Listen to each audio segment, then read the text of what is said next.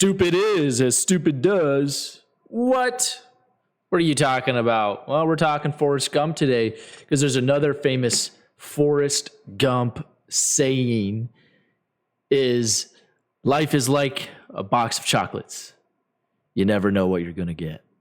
And that's exactly true for me. In April, having to go into trader rehab. Trader rehab. We're going to give a little chat about that to teach you guys because like a life of box of chocolates, I never know what I'm going to get. And I got a lot of questions regarding what's trader rehab? Why am I doing it? And I'm doing it because that's what you got to do when beep hits the fan. When trading starts to not work, you start to get scared. You start to mess up. You start to dig deeper, but the market's not there, so you take huge losses. Oh, those losses. It drains a man. Not in the good way. Oh, by the way, guys, before we get started, we got kind of a new book in the community that we're just asking you to consider maybe reading it with us a little bit, see if we can pull something. I don't actually want to read it. I want you guys to read it and then teach me. Never mind. Anyway, so I'm in trader rehab, hit a little bit of a rut, bad discipline. Okay, as far as today's trading, we had kids, we had PLRZ, which I did the best on.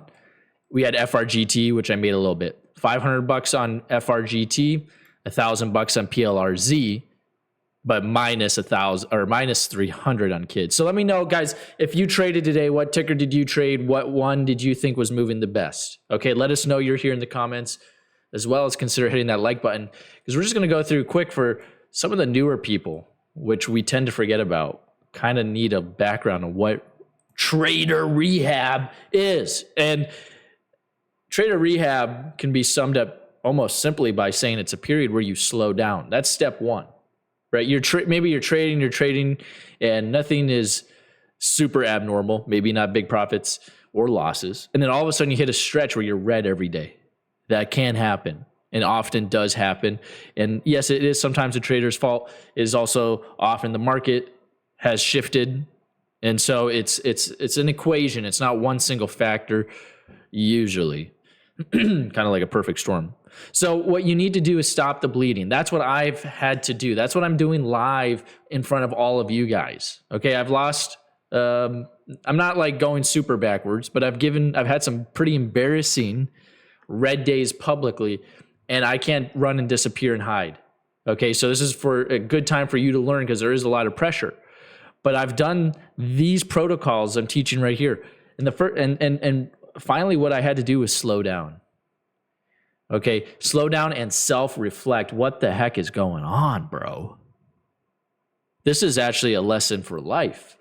But what I'm doing now to get out of this hole is I'm self-reflecting and I'm looking back. Why am I taking such large losses? And for me, the answer was simple. I needed to lower size because I was going too big on trades, and these trades were not connecting because the market had shifted away from that style. And also, we've had that slowdown. The market's not as hot. So the probability of trades, even good patterns, working is lower. And when I'm taking these 50,000 share scalps, or they're not really scalps, they're entries, or even 70,000 shares I took on like a $2 stock. Like it's one thing if it's a 10-cent stock, it's another if it's a $2 stock. And I got smoked. And there was no reason for me to use that size. So the point is I was trading with too much size, too much emotion. This is what I found out when I self-reflected. Okay, and after I slowed down. Again, if you don't follow this protocol when you go through a trader rut, you can very quickly have a losing streak that lasts way longer than you thought imaginable, as well as you could take some bigger losses than is ideal, to say the least. So this is important to do. Back to this. So what am I doing? I'm lowering size because I'm in trader rehab. This is a big thing. This is not complex, but important things that people will not do. They lose money, 4 days in a row, and they show up the fifth day even more angry and they swing even harder. Or maybe they don't even swing very hard, but maybe they're not trading cautiously, and so they take a whole nother big red day. So gotta lower the size. Reset emotionally. This is what I've had to do through the trader view. Okay, I'm resetting emotionally by letting go of the losses and starting fresh. That's why I've filtered out the data of the red days. Not because I'm ashamed of it. I'm fully public. I trade. Everybody knows what I made today. Everybody knows what I lost.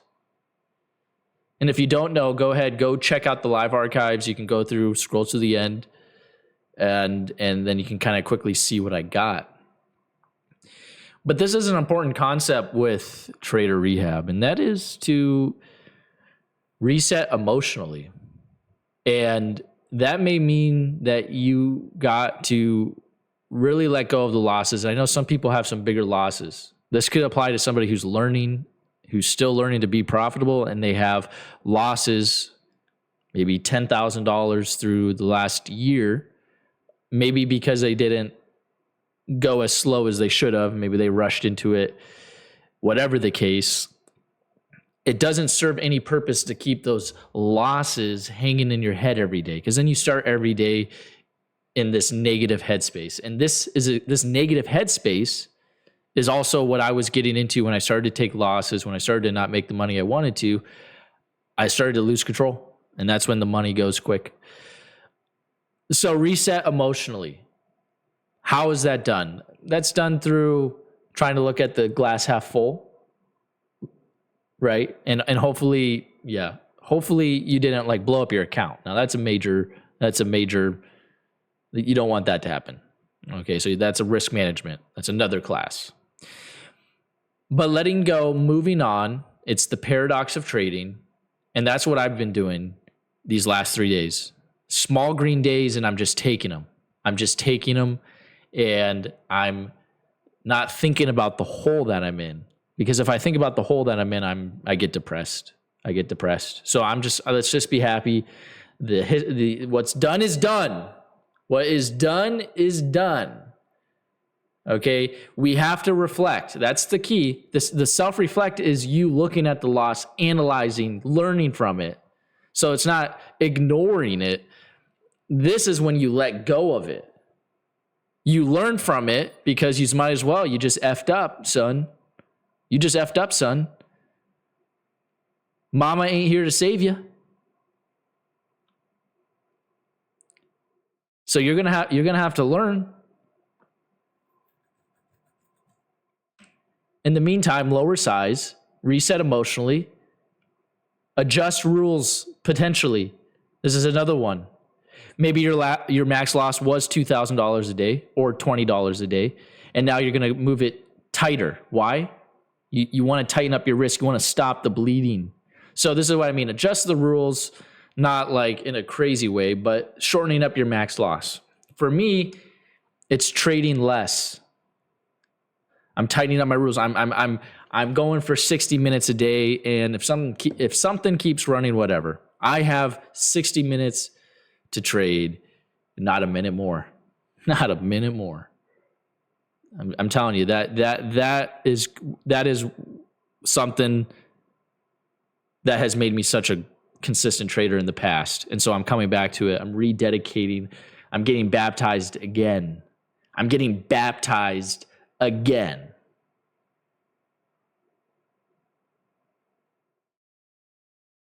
So you may have to adjust your rules. This one is hard because be patient.